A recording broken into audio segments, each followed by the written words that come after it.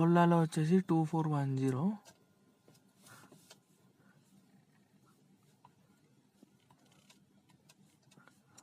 ర్యాపిడోలో 790,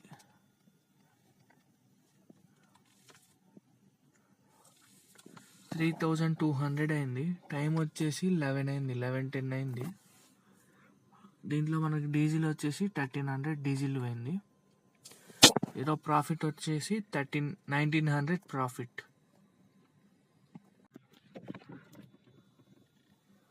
first వెళ్ళేటప్పుడు 772 ఎయిర్పోర్ట్కి 772 rupees ఇచ్చిండు.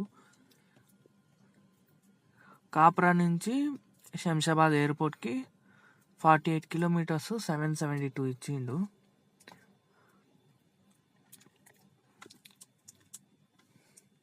రిటర్ను మళ్ళీ ఎయిర్పోర్ట్ నుంచి మౌలాలీకి రిటర్న్ పన్నది. దీనికి వచ్చేసి 46 కిలోమీటర్స్కి 814 రూపీస్ ఇచ్చిండు, 814.